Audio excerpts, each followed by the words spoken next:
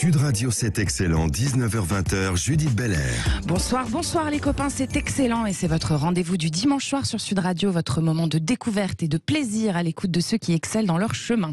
Ce soir, j'ai le plaisir d'accueillir une de nos icônes incontestées du cinéma français, un homme qui pour ma part, comme pour tant d'autres, incarne avec brio l'humour à la française et qui rassemble toutes les générations, il va sans dire. Et oui, chers auditeurs, c'est bien l'éponyme Gérard Darmon qui vient se raconter ce soir sur Sud Radio et nous parler aussi de son drôlissime spectacle en cours au Théâtre Édouard VII, une situation délicate. Bonsoir Gérard Darmon. Bonsoir. Il a transformé les codes de la joaillerie pour la rendre accessible à tous et se définit lui-même comme le rebelle de la place Vendôme. Titre d'un de ses livres à découvrir chez Calman Lévy. Alain Desmarques est à la tête de la maison Mauboussin depuis 20 ans et il vient nous livrer, on l'espère, un peu de lui et de son combat pour les femmes qu'il met à l'honneur sans relâche. Tout ça, c'est sur Sud Radio. Bonsoir Alain Desmarques et bienvenue. Bonsoir. C'est excellent, bienvenue chez vous, chers auditeurs. Gérard Darmon, oui. Alors vous nous arrivez tout chaud du théâtre, hein, c'est ça que vous avez dit. Oui, c'est ça. Vous avez une pièce remplie de 800 personnes cet après-midi. Oui. Et c'est un bonheur, je rappelle, pour les auditeurs que donc c'est le Théâtre Édouard VII, c'est une pièce de Alan Ekebourne, une situation délicate qui est mise en scène par Ladislas Cholat et vous êtes aux côtés de Clotilde Courreau, Max Boulbil et Élodie Navarre. Et je dois vous dire, chers auditeurs, et je vous le dis aussi à vous Gérard, j'y suis allée, je me suis bien marrée. Et ça déménage, comme on dit, le rythme, il laisse pas une seconde de pause au public. Est-ce que c'est ça le secret, en fait, aussi d'une bonne pièce comique, finalement, le rythme, Gérard Darmon? Oui, ça en fait partie, mais il y a pas que ça, il y a aussi quand même la trame, la colonne vertébrale, l'histoire. Ouais. Ouais. Qui est bien conçue, bien écrite et bien adaptée. Parce qu'Alan Ekebourne est un auteur anglais. Oui. C'est l'auteur le plus joué, d'ailleurs, en Angleterre, après Shakespeare. Et c'est un homme maintenant de 83-84 ans qui a dû écrire cette pièce, une pièce de jeunesse, qui a dû l'écrire quand il avait 32 ans, 33 ans. D'accord. Voilà, donc non, mais il y a les ressorts classiques, j'allais dire, de la comédie, c'est-à-dire que le public est en avance d'un dossier sur les personnages. Et ça marche. Ben bien sûr, parce que le public est au courant et les personnages ne le sont pas. Et donc, ça provoque l'hilarité, effectivement. Bien sûr, et chacun pense parler à quelqu'un d'autre. Donc c'est vraiment l'embroglio. Et oui, ça fonctionne. Ça marche très bien. Oui. C'est toujours un plaisir pour vous de retrouver les planches. On imagine, c'est pas du tout le même exercice d'ailleurs que le cinéma. C'est vrai. C'est le rapport au public qui vous touche le plus? Oui, c'est le rapport au public, c'est l'effort, c'est le goût de la comment dirais-je, de garder une certaine, j'allais dire pas virginité, mais de retour aux sources comme ça. Tous les jours, c'est nouveau aussi, hein. Oui, c'est nouveau tous les jours parce qu'on n'est pas le même tous les jours, parce que le public n'est pas le même, parce que l'atmosphère n'est pas la même, parce que voilà, tout change. Et c'est bien comme ça, mais ce sont des espèces de gammes quand on est au théâtre de faire ça. On en a besoin. L'acteur, il n'a pas, comme le danseur ou le pianiste, un clavier ou une barre. Il a son vécu. C'est le meilleur entraînement en fait. Aussi. Oui, c'est un entraînement, mais c'est plus que ça aussi, hein, c'est un art surtout. Bien sûr, évidemment. Ouais.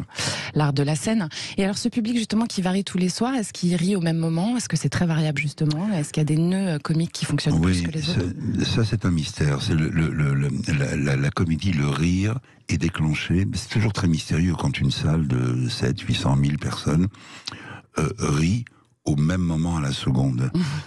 Alors on arrive à avoir cette chose-là dans le rire, alors que dans l'émotion, on peut être ému à différents moments. Ouais, c'est vrai. On n'est pas tous émus au même moment. De la même manière non plus. De la même manière. Ouais. Alors que le rire, ça se déclenche et c'est là. Et pas une seconde après, pas une seconde avant. L'émotion, c'est autre chose. Ouais. Et si ça se déclenche pas, comment vous réagissez sur scène à ce moment-là? Qu'est-ce que ça provoque chez vous? Est-ce que vous allez aller les chercher encore plus? Aller les chercher, je veux dire, il faut pas non plus trop forcer le trait, trop voilà. Si ça répond pas, peut-être qu'ils sont en écoute, peut-être qu'ils ont une autre façon d'appréhender le texte, de nous appréhender, je sais pas, il y a une autre intelligence, une autre.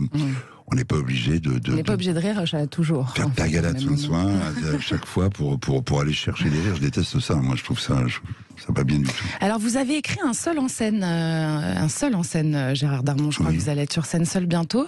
C'est pas du tout le même exercice. Vous l'avez déjà fait, ça aussi? Non, je ne l'ai fait que quand j'ai chanté. Ouais. Mais ce qui est aussi un autre exercice. Oui, c'est encore autre chose. Ouais. Mais non, le seul en scène, c'est un autre challenge, comme on dit, c'est très à la mode de dire. Et vous avez envie de vous challenger, justement? C'est pour ça que vous le faites? Oui. Je vais challenger, on va voir. Alors Gérard Darmon vient de parler de vous sur scène, on va vous écouter à l'écran maintenant. Moi, c'est Philippe Machette, je suis un ancien militaire de carrière, pas que dalle là-dedans. La jungle n'a aucun secret pour moi. Laissons la carte. Moi, je me fie à ce nage. Voici l'antilope d'Amazonie, l'ours du Tibet, et puis lui, que j'ai pris pour un zèbre. Autant vous dire que je ne fais pas cette émission pour l'argent. Quoique, un peu si quand même, parce que c'est vrai que j'ai un peu besoin d'argent. Max, j'ai besoin de votre aide. Qui c'est, King? C'est notre loup. C'est un vrai. Vous êtes venu seul sur ce bateau? Oui, pourquoi? Parce qu'en général, quand on vient seul, c'est qu'il y a un problème. Bah donc vous aussi vous avez un problème. Et alors vous vous êtes dit, je vais aller me consoler avec le premier venu, c'est ça? Bah si le premier venu n'est pas le dernier des cons, pourquoi pas hein. J'avais une boucherie. Ça marchait plutôt bien. Papa, cette année, le bilan, il est catastrophique. Hein. Mais il était temps d'innover. Le cannabis, ils vont légaliser. Et de taper fort. Ça va être cadré, légal, propre. Très fort. 2,5 millions. Ah ouais, quand même, ouais. Gérard Darmon sur Sud Radio. A priori, vous amusez bien. Hein. Oui, mais oui, j'ai reconnu le louche, ouais, il y avait Philippe Machette, le flambeau, voilà, les aventuriers de Chupacabra de la saison 1. King aussi, oui. Ouais. J'adorais faire ce film. Ouais. Et alors, dans le flambeau, donc, vous êtes aux côtés, entre autres, de Jonathan Cohen, Leila Bekti, Adèle Exarchopoulos, Kadmerad, etc. Et Jonathan Cohen et vous, on vous retrouve aussi dans Family Business sur Netflix. Vous êtes désopilants tous les deux. C'est un duo qui marche. Vous travaillez en famille, finalement. Hein. C'est un plaisir aussi. Oui, c'est mon fils dans Family Business. C'est votre fils aussi rêvé, peut-être J'aurais pu être son grand frère, j'aurais pu être son père, d'ailleurs, probablement. Mais bon, je préfère dire frère, ça me rassure, je sais pas pourquoi. Mais voilà, oui. Mais c'est un homme extrêmement talentueux, qui comme tous les grands, j'ai eu l'occasion de rencontrer quand même des gens intéressants. Et ils sont tous... il y a une espèce de bienveillance, de gentillesse comme ça, d'ouverture. Évidemment, il y a des contre-exemples, mais voilà, il est talentueux, il aime ça, il est passionné, il a la passion, c'est viscéral, et j'adore les gens passionnés. Et je pense que j'en ai un en face de moi. A priori, Alain Desmarques qui est si présent est passionné, ouais. Alors, pour continuer sur la famille, justement, et cette idée, on a aussi entendu dans ces extraits sur Sud Radio un des films de Claude Lelouch, hein, L'amour c'est mieux que la vie, qui est sorti cette année. Lui aussi, c'est un fidèle, Gérard Darmon, qui a beaucoup compté dans votre chemin d'acteur aussi. Ah bah oui, Claude, il fait partie de ma vie intégralement, c'est bien sûr. Et quand on est acteur, vous savez, c'est une chance exceptionnelle de travailler avec Claude Lelouch, qui est quelqu'un vraiment d'à part à tous les niveaux, la façon de produire ses films, de les faire, de diriger les acteurs, de faire son film, ses sujets, son point de vue, son cinéma. On reconnaît tout de suite une séquence de Lelouch, et même dans les ratés qu'il a fait, parce qu'il en a fait, il y a toujours 5-10 minutes qui sont à prendre. Ouais. Oui, il y a toujours une petite merveille, un petit joyau comme ça. Donc finalement, vous travaillez avec ces gens-là par volonté, par goût aussi, pas que par plaisir de l'amitié aussi. C'est parce que je travaille avec ces gens-là d'abord parce que j'avais très très envie, et surtout qu'ils me font l'honneur de me demander de. D'accord. Ben oui, parce que il y a plein de gens avec qui j'ai eu envie de travailler. Je suis passé à côté. Et compte tenu de mon âge, maintenant, je dis qu'ils sont aussi passés à côté de moi. Donc j'aurais eu envie de dire ça aussi. Un peu moins modeste. C'est comme ça, c'est pas de la modestie, ça n'a rien à voir avec ça. Mais bon, voilà. Donc non. Mais comment vous choisissez les films sur lesquels vous bossez? L'histoire d'abord beaucoup, et puis la façon dont celui qui l'a écrite ou va la mettre en scène me parle de son projet.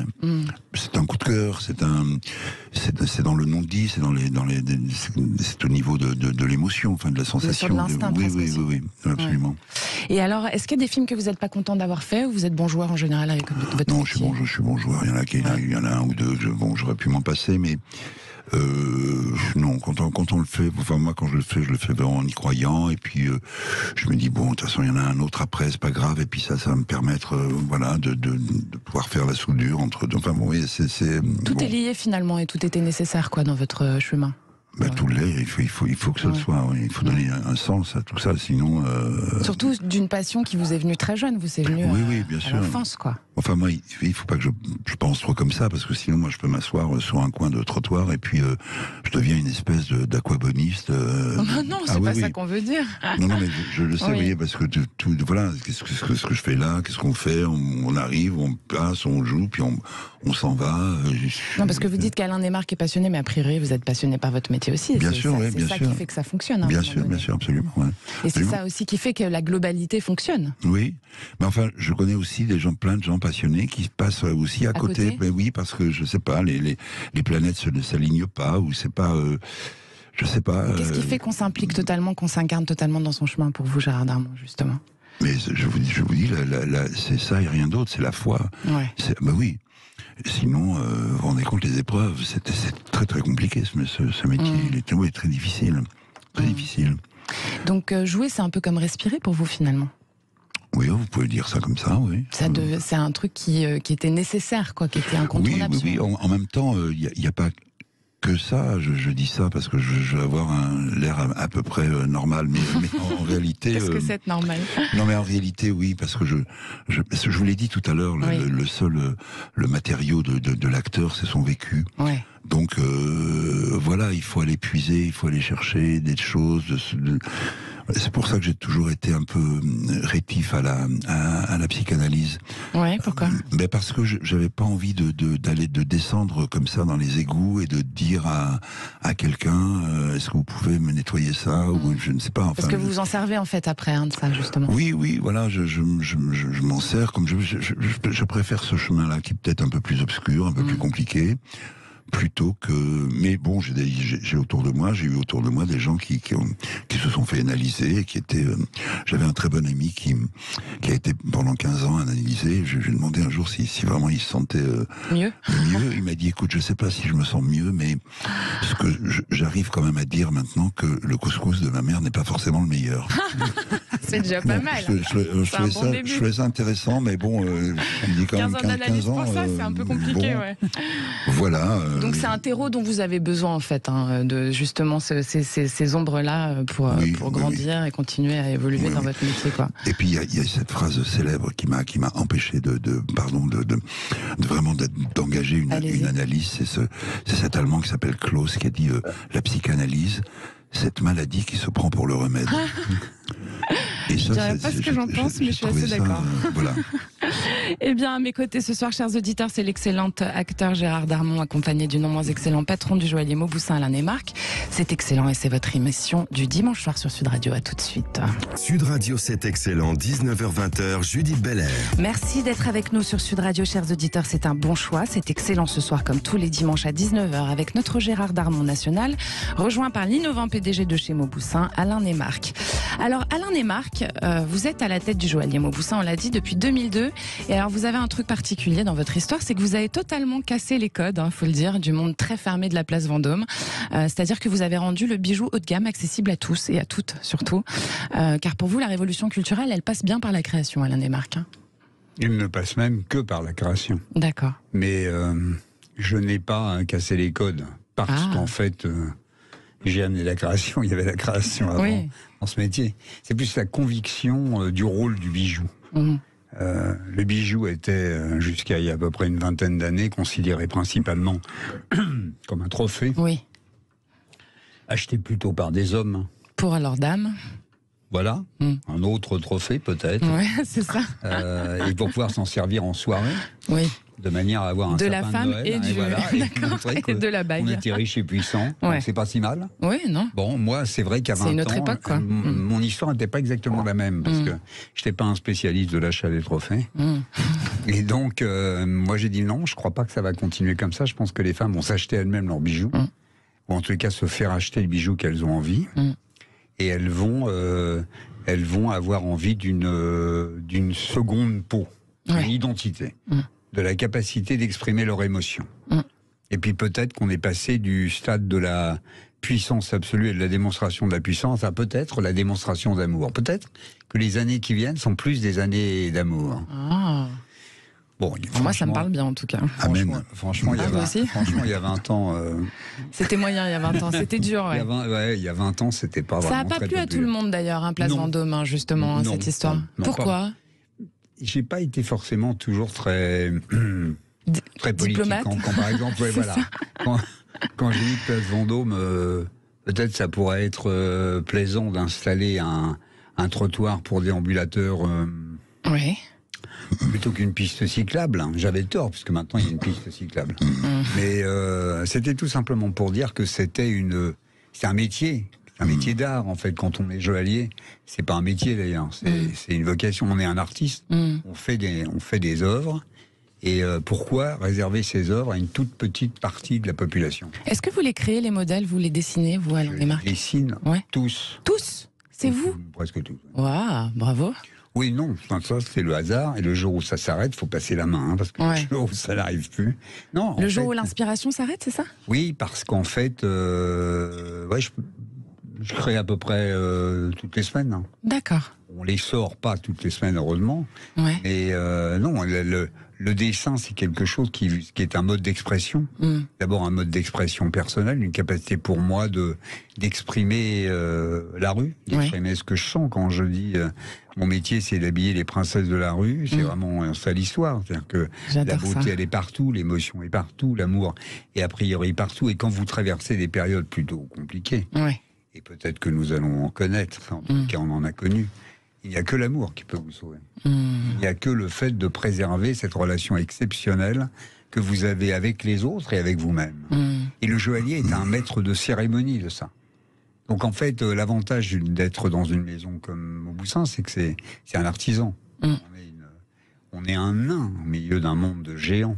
Mais ça nous laisse la possibilité, en étant encore des nains, de travailler de cette manière-là. C'est-à-dire de travailler comme les artisans travaillaient il y a 50 ou 60, 70 ans, voire un siècle. Donc c'est la beauté du geste aussi qui compte, l'art du geste. C'est un travail manuel. Et ça n'est pas qu'un travail manuel, c'est un travail sentimental. Parce que c'est le passage du cœur au dessin. Alors justement, je vais donner quelques exemples pour les auditeurs des noms que vous donnez à vos collections. Il y a Ta beauté me submerge, Mon premier jour c'est toi, Tu es le sel de ma vie. C'est vous qui inventez tout ça aussi, Alain Desmarques. D'où ça vous vient? C'est pareil, c'est toujours la même histoire? C'est une volonté de transmettre de l'amour, en fait, à travers aussi les noms qu'il porte. Est-ce que ça définit un objet, son titre?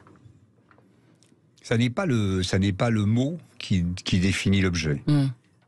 C'est l'objet qui définit le titre. C'est l'objet qui commence à exister et qui va entraîner le fait que je vais essayer de mettre un mot dessus. Mais concrètement, moi, je suis né dans l'amour des femmes, puisqu'en fait j'ai été élevé principalement par ma grand-mère et ma mère. Et dans cette période de l'après-Shoah, c'était quelque chose de très palpable. Et vous avez commencé à créer des bijoux un peu pour elles aussi, pour celles qu'elles pourraient s'acheter, quoi. En tous les cas, j'ai souvent pensé à elles au moment où j'ai commencé à imaginer l'esquisse ou du bijou. Alors vous avez raconté cette prise de position et puis justement votre amour de ces femmes dans un livre que vous avez sorti chez Calman Levy il y a quelques années, Rebelle Place Vendôme, où justement vous dédiez ce livre aux femmes de votre vie, celles de votre famille, vos égéries. En fait, celles qui vous ont pris en main, vous leur rendez quelque part un peu, c'est ça que vous faites. En fait, ce que je dis, c'est que simplement, je suis donc né à Asnières, j'ai donc mis 25 ans pour aller de la place des Bourguignons à Asnières à la place Vendôme, ce n'est pas très rapide. C'est pas mal. Il y a évidemment des gens qui ne m'ont pas tendu la main. Ah bon? Globalement, ils ont probablement été majoritaires. Et je dois dire que parmi ceux qui m'ont tendu la main, il y a eu plus de femmes. Il y a eu plus de femmes, et peut-être parce que, en fait, je leur donnais pas le sentiment d'être très fort.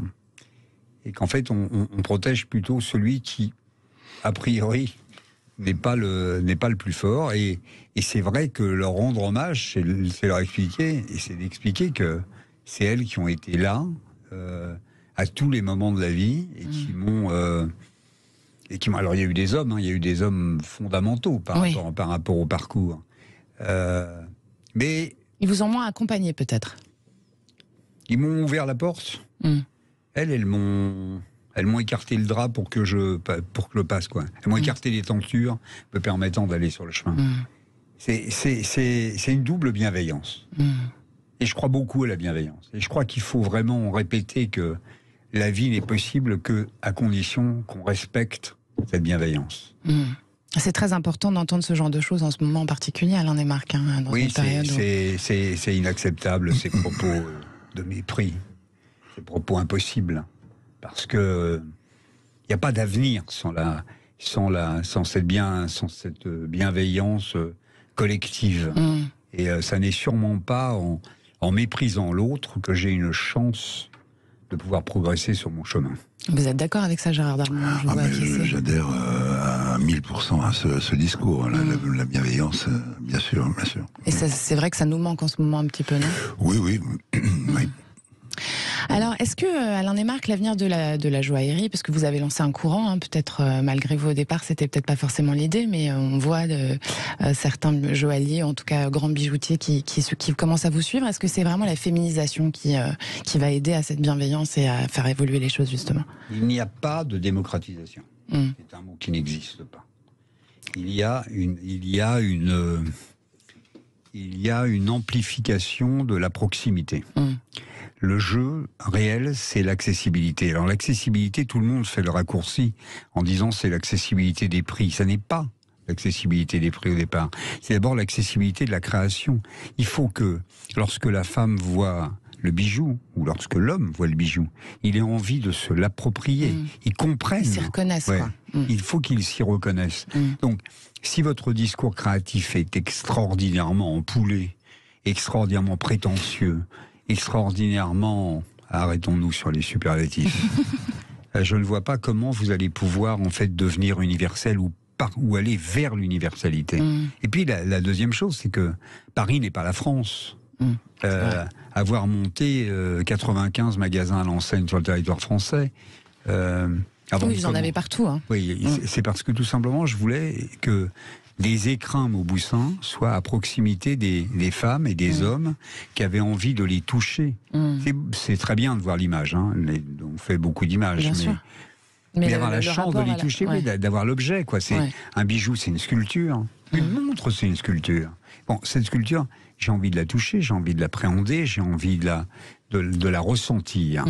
Et donc, ce triptyque, accessibilité géographique, accessibilité de création et accessibilité financière, c'est ça l'accessibilité totale. Alors c'est vrai qu'aujourd'hui, on va connaître des années inflation. On les connaît, nous, dans nos métiers, puisque l'or a explosé, le diamant a explosé, tout a explosé, mais il a explosé pour tout le monde. Tout a explosé pour tout le monde. Tout a explosé. Donc il va falloir simplement, probablement, que les salaires suivent. Ça serait bien. Merci Alain Desmarques. C'est excellent sur Sud Radio en compagnie de notre icône du cinéma français Gérard Darmon et de Alain Desmarques, le rebelle de la place Vendôme. A tout de suite, reste avec nous, on revient. Sud Radio. Sud Radio.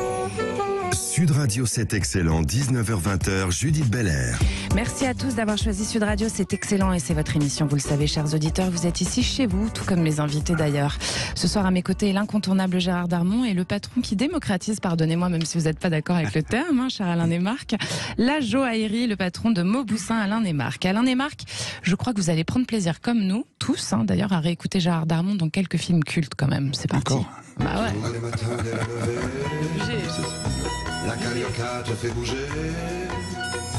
Et quand tu danses, chaque petit pas te met en joie pour la journée. Youpi, dansons la carioca. C'est bien, faites tous comme moi. Non, non, c'est ça. Bon, alors qu'est-ce qui se passe avec les flippers là? C'est rien passé.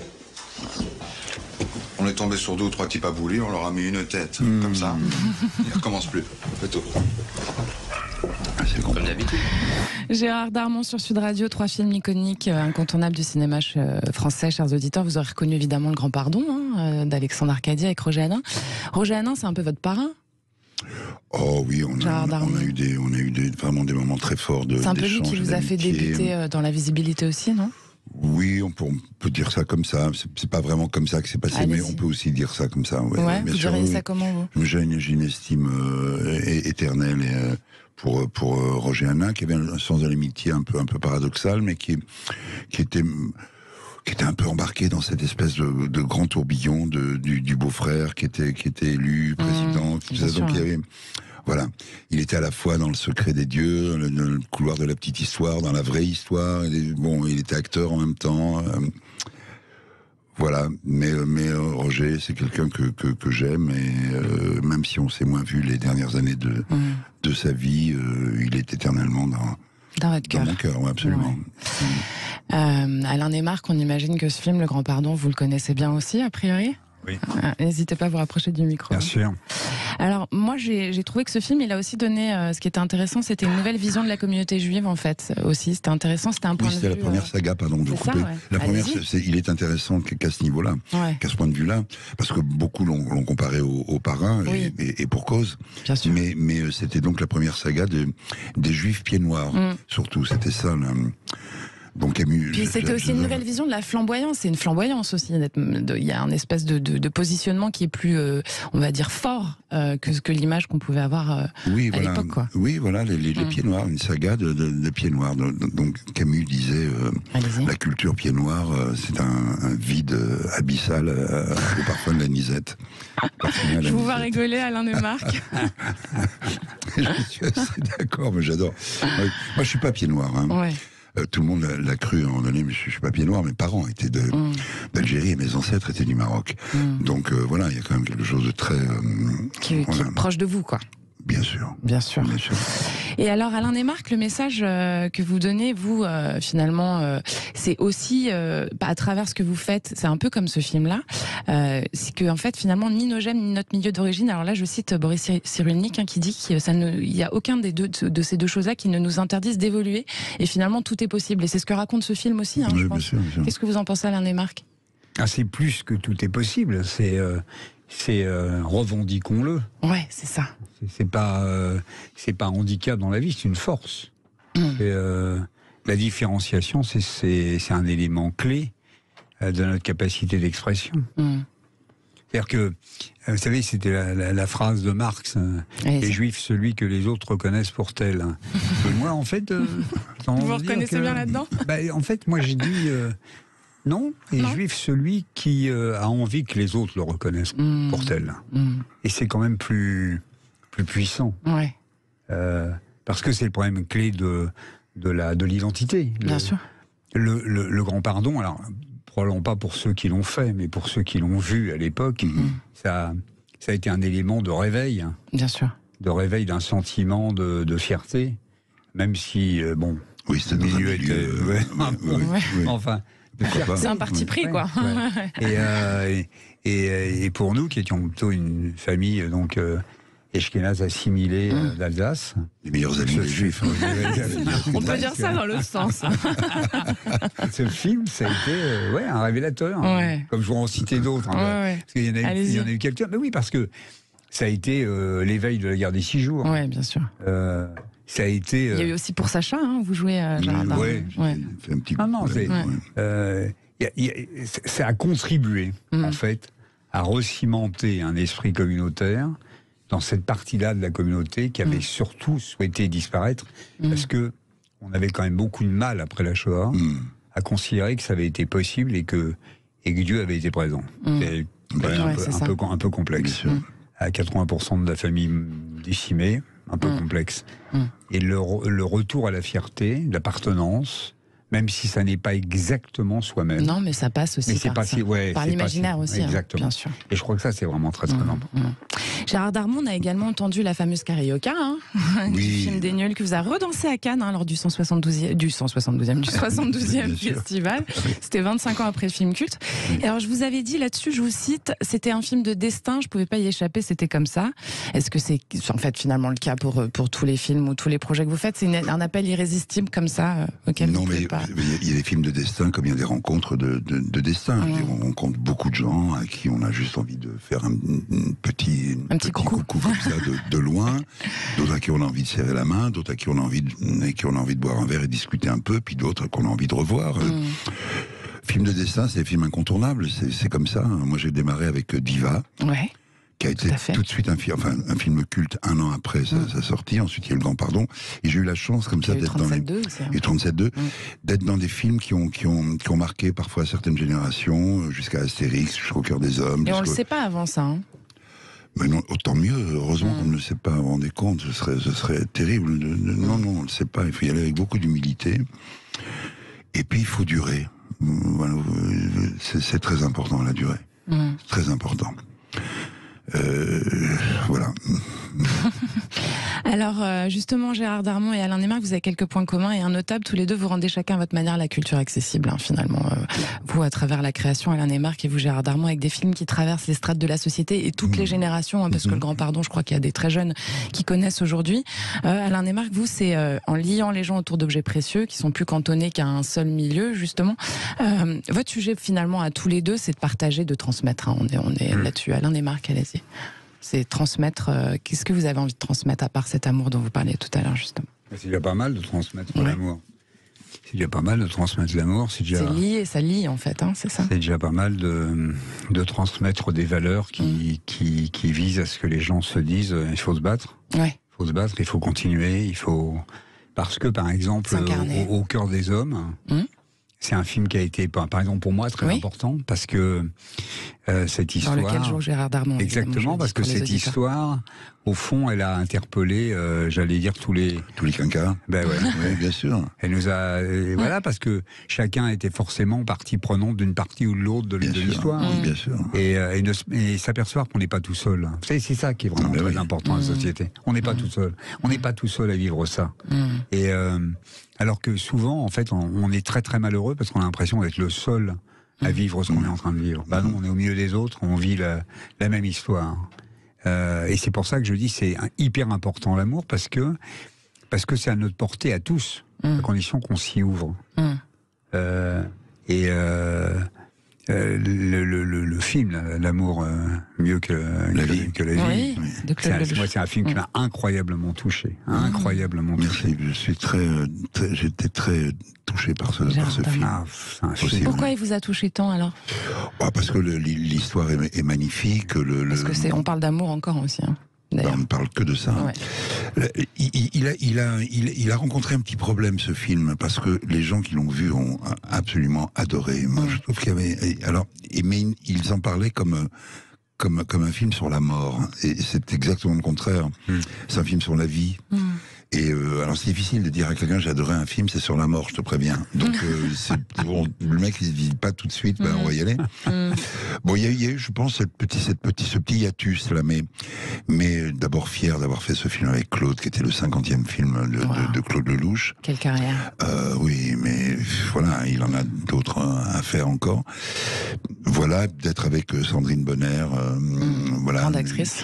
Une histoire d'amour magnifique. Le postulat était extraordinaire. Cette bande de copains, d'amitié qui vont voir une femme dont c'est le métier pour faire vivre à leur ami qui est condamné une dernière histoire d'amour, lui faire croire à cette dernière histoire d'amour. Il se trouve qu'elle va y croire elle aussi. Donc il y a quelque chose d'extrêmement touchant, quoi. Et je suis ravi que vous en parliez. Merci. Vraiment, c'est un film Alain Neymarck. Ému. Oui. En plus, j'étais pas en pleine santé au moment où je l'ai vu. Franchement, ça m'a... Du coup, ça vous a touché directement de plein fouet, il m'aurait touché sûrement. Mais c'est vrai que dans un moment où vous vous sentez un peu pas trop vaillant, c'est incroyable. Enfin, le soleil qu'elle apporte dans la vie, bien sûr, c'est énorme. Enfin, c'est... Finalement, ce que vous faites tous les deux, Gérard Darmon, Alain Neymarck, c'est de nous raconter des histoires, chacun à votre manière, non? Vous êtes des conteurs. Qu'est-ce que vous en pensez, Gérard Darmon? Oui, c'est possible. Moi, c'est des histoires de vie aussi, c'est des histoires de la vie, c'est pour ça que ça marche. Non, mais vous savez, il y a cette espèce d'émetteur et de récepteur. Alors, le public, qui n'est pas dans ce métier, c'est un récepteur. Ouais. Et nous sommes des récepteurs et des émetteurs, parce que on doit transmettre de la façon la plus juste possible. Après, c'est là où le problème se complique. Les émotions que l'on reçoit, parce que intellectuellement, si je vous fais lire, ou si je fais lire à Alain Britannicus ou Phèdre ou un Shakespeare, ça, il va en parler beaucoup mieux que ce que je pourrais en dire. Mais, pardon, après, il faut le jouer. C'est-à-dire qu'il faut transmettre à un public, il faut le rendre perceptible par autrui. Et c'est là où la difficulté se fait. Donc c'est l'émetteur et le récepteur. Le récepteur et l'émetteur, voilà. En fait, je pense qu'on est des conteurs, certes, mais on est plus des passeurs. Au fond, c'est un rôle exceptionnel, d'avoir la chance dans sa vie de pouvoir être un passeur. Parce qu'on a la capacité de le faire. On est en capacité de pouvoir le faire dans le métier qu'on a choisi. Et... Rapprochez-vous du micro. Voilà, un passeur proche du micro. C'est le principe de la radio. A priori, oui. Parler dans le micro. Alain Desmarques, juste en 2 minutes quand même, j'ai vu qu'avec Mauboussin, vous êtes partenaire du Festival du film d'Angoulême depuis des années. Est-ce que c'est votre manière à vous de faire partie de la famille cinéma aussi? Parce que je sais que vous avez des égéries aussi, qui sont souvent des actrices. Vous aimez ça, le cinéma, hein? J'aime le cinéma, j'aime particulièrement Angoulême. Ouais, c'est notre Toscane qui française. Qui pour moi est vraiment le contraire du festival Paillettes, qui est un festival pour découvrir, un festival pour passer. Et j'aime beaucoup Dominique Besnard, j'aime beaucoup Marie-France Bruyère, j'aime beaucoup cette espèce de rôle de mission. Et le format, en plus, d'Angoulême, moi, me convient bien. Alors, on ne va pas chercher la gloire quand on va à Angoulême. On va chercher la vérité, on va chercher l'authenticité, on va découvrir. On y va d'abord aussi en spectateur. Hein. Moi, je vais à Angoulême pour voir les films. Je suis content d'être sponsor, mais j'y vais d'abord pour m'émerveiller, pour participer à cette fête de l'imaginaire. Et vraiment, c'est vraiment fabuleux. Eh ben, c'est excellent tout cela. Merci à tous les deux et merci à vous d'écouter Sud Radio. On revient avec l'acteur qu'on vous présente plus, Gérard Darmon, et l'étonnant patron de Mauboussin, Alain Desmarques. Restez avec Sud Radio, c'est excellent. 19h-20h, Judith Belair. C'est excellent et c'est parti pour encore un petit quart d'heure d'échange sur Sud Radio avec l'éponyme Gérard Darmon et l'excellent PDG de Mauboussin, Alain Desmarques. Alors l'un et l'autre, vous avez un point commun, on l'a dit, puis je pense que ça en est sorti, c'est votre amour pour les femmes, hein, évidemment, les femmes de votre vie. Vous, Alain Desmarques, je crois que vous avez débuté, on l'a dit tout à l'heure, à faire des bijoux pour celle de votre vie, votre maman. Et vous, Gérard Darmon, vous avez, entre autres, chanté de magnifiques chansons avec votre voix de crooner qui, à mon avis, plaisent particulièrement à ces dames. On écoute. Ce matin, la Seine a quitté son lit, gonflé l'eau crasseuse, inondé Paris. Via, vieni via di qui. Ça, c'est la deuxième. Niente lega questi luoghi, neanche questi fiori azzurri. Via, neanche questo tempo grigio.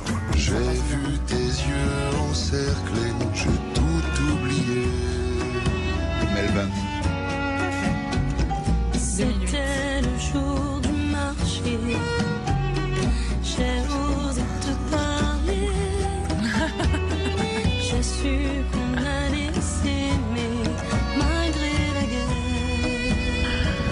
Gérard Darmon sur Sud Radio. Mon amour. Ah mais qu'est-ce que vous chantez bien, quelle voix. Alors pendant que vous écoutiez, vous allez dire je vais m'y remettre. Oui. Il faut, parce que vraiment ça fonctionne. Hein. Oui. C'était 3 albums, hein. Il y a eu 2 albums qui sont sortis la même année, je crois, c'est ça? Au milieu de la nuit et Dancing. Non, ils sont à 2 années différentes. Oui, des années différentes. Et puis il y a aussi On s'aime avec ça c'est Pardon mon amour avec Amel Ben sur l'album On s'aime. On s'aime, c'est l'équipe Cœur des Hommes justement avec Esposito et Lavoine et tout ça. Et le dernier c'est 2008, non? C'est ça? 9, oui. Et après j'ai eu envie d'aller sur scène avec et on a fait une 50aine de concerts. Oui, vous avez fait l'Olympia aussi.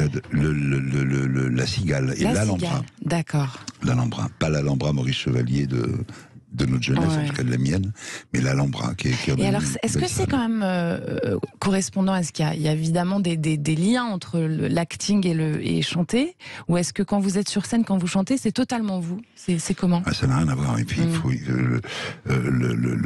quand vous chantez, c'est cash.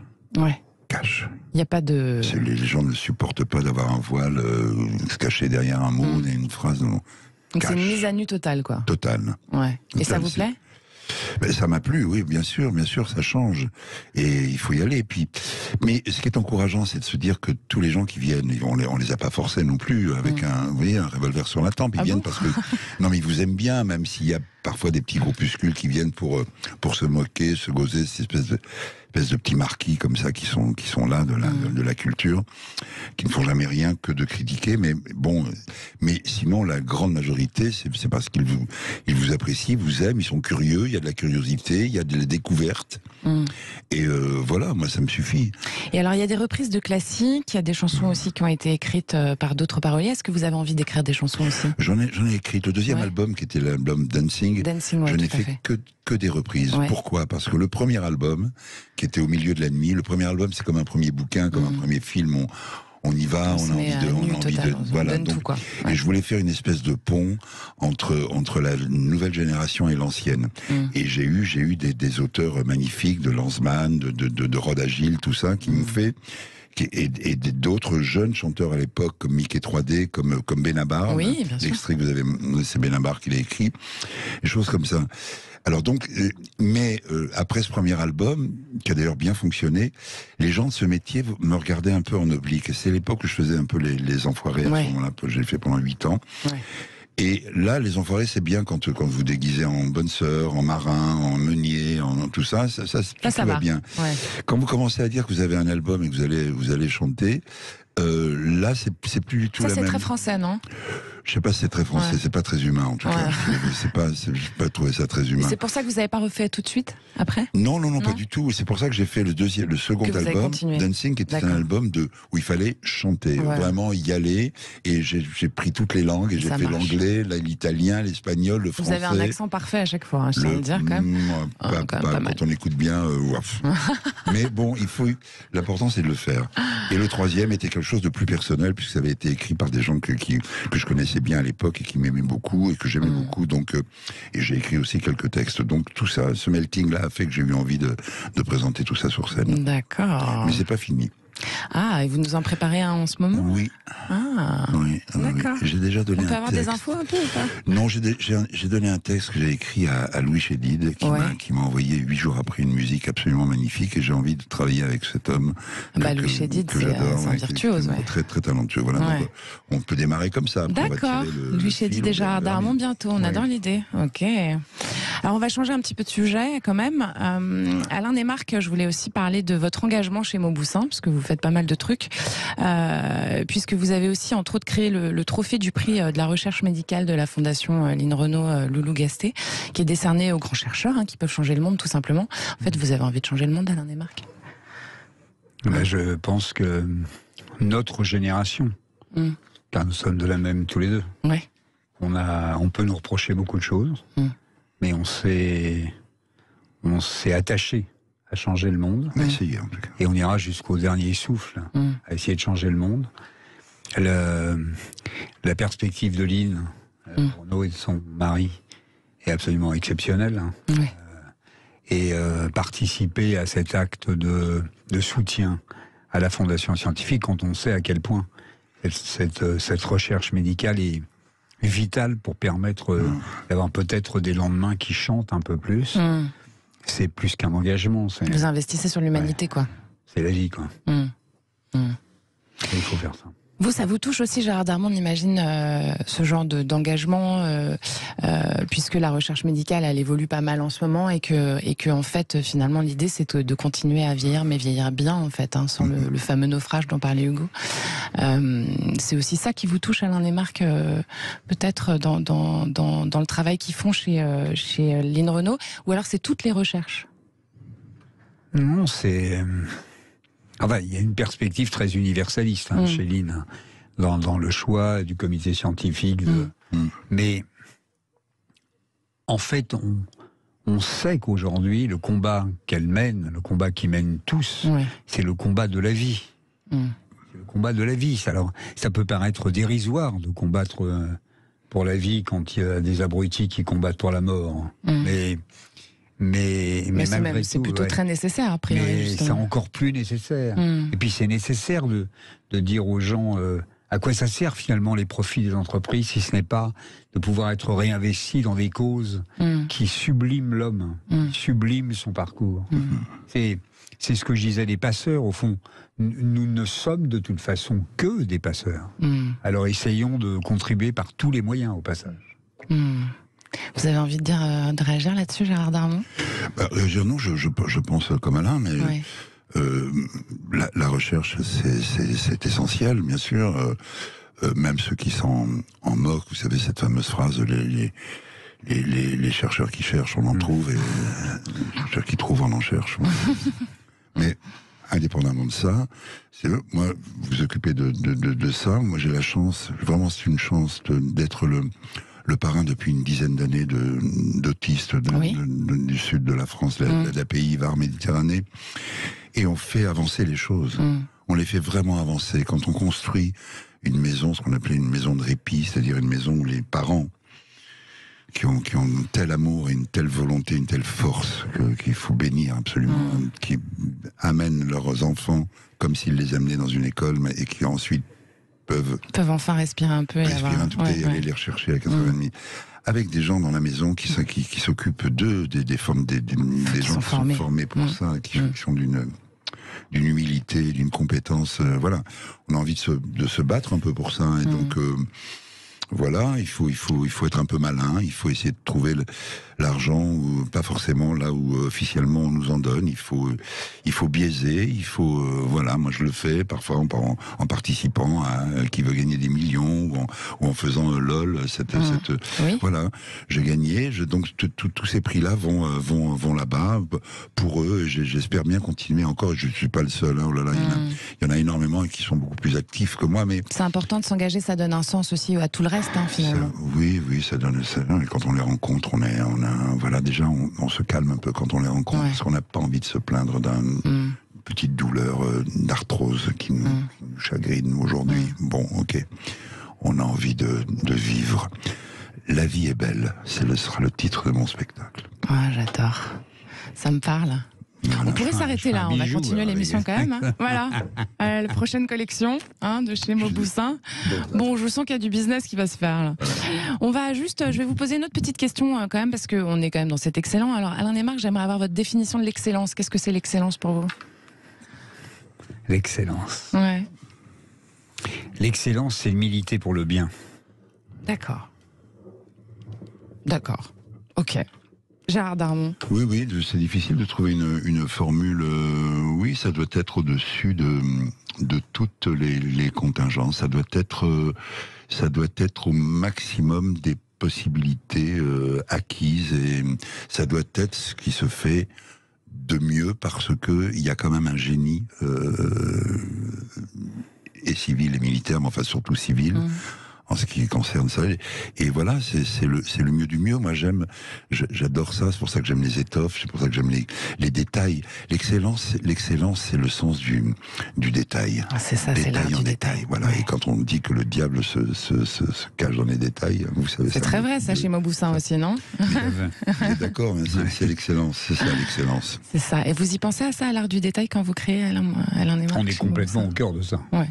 Clairement. C'est-à-dire que si la ligne n'est pas absolument parfaite, ou que ça tombe pas. La joaillerie, c'est quelque chose qui ne supporte pas un défaut. Un défaut. Donc en fait, on est constamment dans l'exigence, en fait, absolue. Alors, ça nous amène à la dernière question de cette émission, que j'aurais bien continué encore un petit peu. Je vais commencer par vous, Alain, encore. Que dirait l'adulte que vous êtes à l'enfant que vous étiez? T'as eu raison de rêver, mec. J'adore. Ça passe par le rêve au début, c'est ça? Oui. Vous avez commencé à rêver très jeune, Alain Desmarques? J'ai rêvé très tôt. Ouais. Et moins vous en avez, et plus vous rêvez. Moi, j'avais de quoi rêver. Et j'ai eu raison. Ouais. Vous êtes vraiment... Pas forcément capté tout ce que je rêvais, mais dans tous les cas, j'en ai capté. Mais comme quoi, on peut créer son chemin par la force de la volonté et de l'implication, quoi. C'est ça que vous en fait, on a d'autant plus de chance de creuser sa route qu'on n'oublie pas le chemin, et qu'on n'oublie pas la raison pour laquelle on le fait. Et alors vous, Gérard Darmon, qu'est-ce que vous lui diriez à ce petit garçon que vous étiez? C'est ça, c'est-à-dire que moi... Vous rêviez beaucoup aussi? Oui, je rêvais évidemment énormément, mais je lui dirais, J'espère que tu es satisfait, non pas pour se glorifier comme ça, mais de ne pas être trop écarté de tes idéaux de jeunesse. De cette espèce de flamme et de cette espèce d'enthousiasme. Voilà, tu n'as pas pris trop d'itinéraire bis et tu es encore là. Tu peux te raser en sifflotant. J'adore l'idée. Tu peux te raser en sifflotant. Ça sera le mot de la fin. Hein. Voilà. Merci à tous les deux pour cette belle émission. Et puis on repart en musique aussi, hein. Cher Quentin, tu peux y aller. Chers auditeurs, il faut absolument courir voir l'excellente pièce Une situation délicate au théâtre Édouard VII à Paris. Vous y retrouverez Gérard Darmon, évidemment, qu'on entend derrière. Hein. La carioca, on s'en lasse pas. Alors, aux côtés de Clotilde Courreau, Max Boulby et Elodie Navarre dans une mise en scène de Ladislas Cholat. Et c'est à hurler de rire. C'est tous les soirs. Le samedi, c'est 16h, 21h et le dimanche, c'est 16h aussi, c'est ça 16h30. Et c'est jusqu'à la fin décembre. Jusqu'à fin décembre pour le moment et ensuite on va faire évidemment, ça ira en tournée ensuite. Alors, les créations Mauboussin et toute la liste des boutiques, elles sont retrouvées sur le site mauboussin.fr. Sans oublier les 2 excellents livres de Alain Desmarques, hein, chers auditeurs. Si vous êtes curieux, il y a Un rebelle place Vendôme chez Calman Lévy. Et puis, Le bonheur sinon rien. Hein, c'est important chez vous, ça, le bonheur Alain. Aux éditions Le Texte Vivant. Merci à tous d'être là au rendez-vous chaque semaine. Je vous retrouve pour ma part dimanche prochain à 19h, évidemment, sur Sud Radio. C'est Quentin Cabanis qui réalise pour vous aujourd'hui. Un grand merci aux équipes de votre radio préférée. Vous pouvez nous podcaster, etc. sur sudradio.fr, YouTube, les réseaux sociaux et aussi 10h chez les auditeurs. Et puis, le Parlons Vrai de Sud Radio, il marche. Hein, on est à plus de 700 000 abonnés sur YouTube. Bravo, continuez. N'hésitez pas à cliquer, à aller nous voir. On vous attend. Bisous les copains, c'était excellent. Sud Radio, c'est excellent. Judith Belair.